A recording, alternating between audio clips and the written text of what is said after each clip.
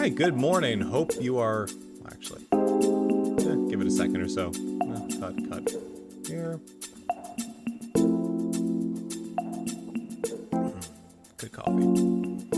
Alrighty, good morning. Thank you very much for joining me this episode of the Schusterian Logic podcast. So today I was going around and wanted to do a quick video on what a cover letter means to people who are making a career transition. So if you were to just do a Google search out there and you say, well, what exactly does it take to apply to a job? You often hear of the two main components. You have your resume, which describes what your job is and what you do. And then you have the cover letter and where it goes through. And for years, I've been telling people that a cover letter really isn't a great strategy to start off. It's something that I usually don't recommend and don't tell people to invest a ton of time into. But I guess my understanding of that is, I'm not sure if maturing is the right term, but it's almost like there is a time and place for a cover letter, and it really depends on the situation, but it's really specific to the scenario. So I wanted to talk a little bit about that today. So first off, let's go through and exactly what a cover letter is. And I'm not going to use me. I'm going to use this website here. I just Googled cover letter, found Resume Genius. I don't know if it's a good website, but the information seems at least useful here. So let's go through and figure out what is a cover letter. So, a cover letter is a one-page document that introduces a job seeker's work history, professional skills, and personal interest in applying for a job. I'm going to highlight personal interest in applying for a job because I think that's the key to a cover letter. The main purpose of a cover letter is to support the content of your resume. Your resume focuses on your qualifications and achievements, and your cover letter expands those achievements, showcases your personality, and explains why you'd be a good fit for a company. Although they might seem old-fashioned today, cover letters are still necessary. High unemployment rates in 2020 create a bigger pool of job seekers, and right cover letters help your application stand out when applying for a competitive position. Effective cover letter is well written, and there's more details on how exactly you can do that. So, great. That gives us a basis. So there's a few elements that really fall into that. It's a place where you can get more into storytelling, where instead of just listing what you've done and what you've achieved, you talk a little bit about your personality. You explain your, interest in the company and your personal interest in its position. Basically, stuff that wouldn't be good for a CV, for example, or go into your resume, but stuff that you still want an employer to know about. That'd be a good place to go through and do this. So, why have I told people that this is a poor idea for job changers? And so you have to understand the market and the people I usually talk to, at least right now.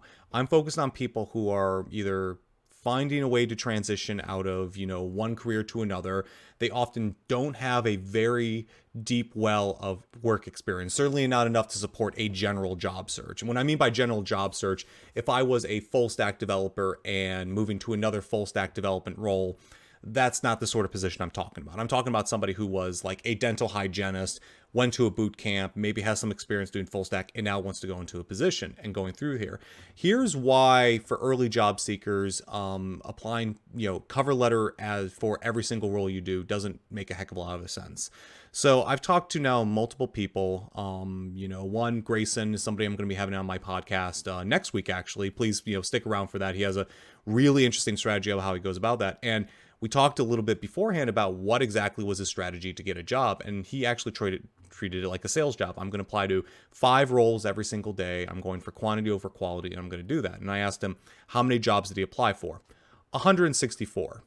So let's try to break that down, not as a job search, but if you were making connections on, say, a social network or something like that, how much time do you think it would take you to write out a personal message to every single one of your connections? Like, let's say you connected with somebody on LinkedIn and you wanted to show a heartfelt message about why you wanted to go through and, connect with that person. It would take a lot of time. I mean, a personal message might take 5-10 minutes to go through. And more than that, that's not just the writing time. It's also trying to find a meaningful connection, trying to find a person, a reason why you go through there, trying to get trying to explain why you need them. Quite honestly, there's a lot to research. I mean, you might reasonably, let's say 15 minutes per person, to go through. You have hundreds of those. You're talking about hours and hours and hours just on that one activity to go through. And when you're an early job seeker, 164 roles applied to is not uncommon. Like, I had another person I talked to who applied to 117. I've talked to people who have applied to hundreds of roles before they actually go in there and to get there. And when you go through and you say, well, maybe there's a way that they can go through and they apply with a cover letter to the organization, that they might feel that. But here's the thing. It's a lot of additional effort to explain your background when, for the most part, especially in these early positions, they're just trying to find people to fill into their pipeline. Because again, it's a high volume game on both sides. You have a high volume from people entering the industry, to go through. Oh, my bad there. Let's try that again. You have a lot of people who are high value entering the industry, so it's a high volume game entering the industry. So you have, hundreds and hundreds of people applying to one job and position.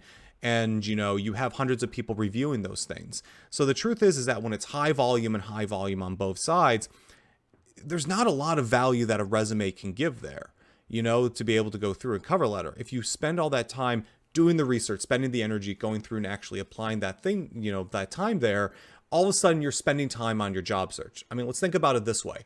If you are going to go and expend time on a job search, there's lots of ways you can go and apply that. You can go get more educated on your role. You can get more demonstrable skills where you actually can showcase, I know APIs, I know full stack, I know data science, whatever it might be.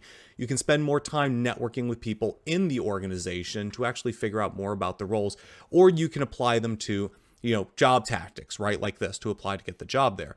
If somebody's going to spend dozens and dozens of hours giving themselves a little bit of edge, what do you think is going to be more important for the job seeker, for this entry level positions, or maybe even mid-level? Would it be spending an additional 20 hours to get another certification, go through and get some demonstrable skills, get a few side projects on their calendar where they can say they worked on an open source whatever, and then reapply through the standard, or writing a letter about why you really like X corporation that's located out in the Midwest? Well, which one's going to really have more of an impact? And usually for early job seekers, it's the first category. If you're going to be investing time, you might as well spend it on education or really going and getting additional experiences. So when you're in that sort of high volume environment, cover letters don't make a lot of sense. And so for me, I thought that was the case. And so why this is novel is that I thought that was the case always, that no matter what sort of situation you were in, it was going to make sense that you were going to apply to, that a cover letter didn't really make sense. However, as you advance in your career, and on both sides, the pool gets smaller, that the jobs get more specialized, you have less and less people, all of a sudden, a cover letter starts to make more sense. Well, why is that?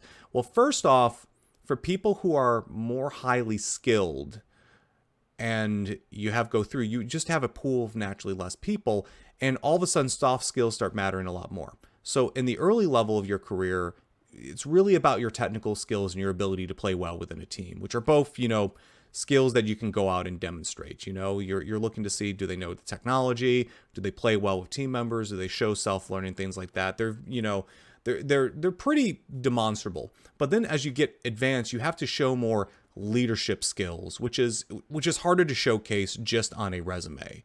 Like you can say, I led a team and I was able to, get this sort of advantage, or I led a team to this accomplishment, or whatever it might be. But you got to ask a lot of questions to get down to figure out, like, well, what was that because of you? Was it because of the team? Was there some factor there? So the story really matters way, way more. And at an early level, you're not expected to do leadership, but later on you do that. So a cover letter actually makes sense. In addition, high value talent is not going to be applying to tons and tons of jobs. They're only going to be applying to a few jobs. And so it would make sense for them to go and say, okay, not a lot of companies in the world I would want to work for. There's not a lot of positions, but I see your position and it seems interesting to me. So I'm actually going to spend the time to write the cover letter, talk about my experience, talk about why I, want to apply to this role, and also talk about the personal interest in the company itself. Why do I care? So when you're applying to 164 jobs, you're not going to be able to show that you care about each of those companies. It's just, there's no way. You're not going to have that sort of, it's going to come off as fake and phony. But when you apply to 2 or 3, like if you've always wanted to work for Google, for example, or Amazon, or, maybe it's a gaming company, maybe you want to work for Epic Games and it really matters something, showing that additional level of personal interest might actually make a difference, but you can do it less. As you go on to your career, it makes more sense, especially if you get to a senior technical position, which is like, I've always wanted to be a senior technical person at Google, or I always wanted to be a senior leading a team at Amazon or Facebook, or, I've always wanted to work for a hedge fund as a technical, person, that makes more sense. And so then you get to show personal experience, you get to go through that, and you know that because there are less people applying to that position, they're going to read it and they're going to care, because they don't want to see just what are your technical skills. They want to see how you can influence teams. And having a good cover letter will show that you have those communication skills to be able to go do that. So in summary, the early job seekers, it really doesn't make sense to write a cover letter. Maybe a few companies, right, that you may have an Amazon or Google or some company where you do that, where you can it really, the passion comes through, right, that you say I'm the right person. Otherwise, it just does not make sense. They're likely not going to read it, and you're likely not going to say anything that's going to change the factor. But as your career moves on, so mostly not people in my market, but people who will get to that position eventually, it makes sense to go through and say, hey, maybe you should go and spend some time actually going into the resume, because you're only doing it for a few jobs, only for a few positions, and then you're actually making a big impact because it actually showcases some soft skills.